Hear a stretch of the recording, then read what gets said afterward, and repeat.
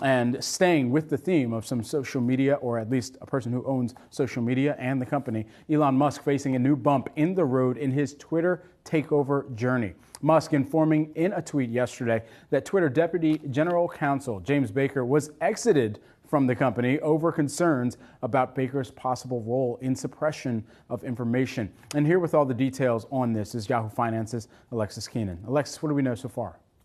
Hi, Brad. So Jim Baker was one of the company's top lawyers for Twitter. He joined in 2020.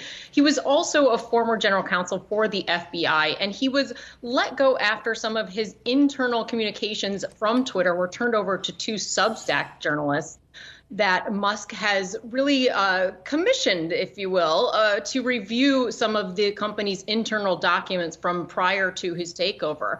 Musk calls this Project M, calls it the Twitter files, rather, and he is trying, he says, to expose past management decisions that benefited or benefit Democrats and to rebuild trust on Twitter's platform. Now, he didn't elaborate, Musk did not elaborate in that tweet that you showed, but he did say that Baker was let go due to his possible role in suppression of information important to the public dialogue. Now, these two former journalists I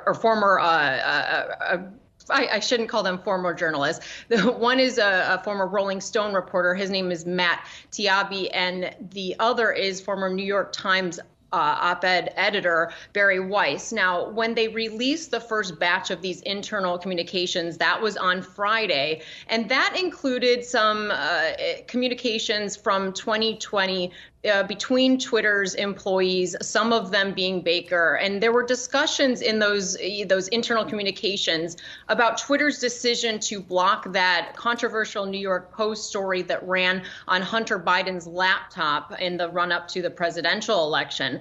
Now, Taibbi also said that there should be some additional communications that the public can expect to be released in the coming days.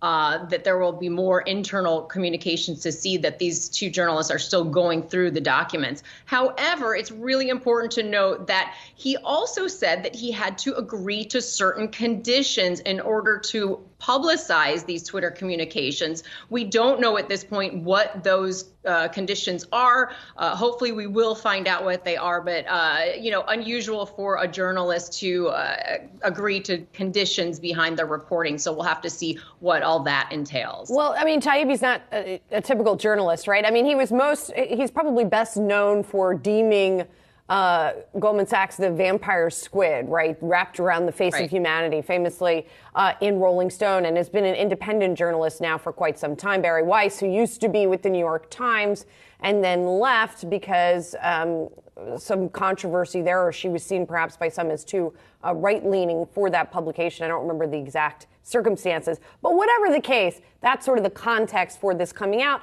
And one could argue the discussions that were revealed were sort of typical moderation discussions that happen at social networks. One more just sort of thing to throw into this, Alexis.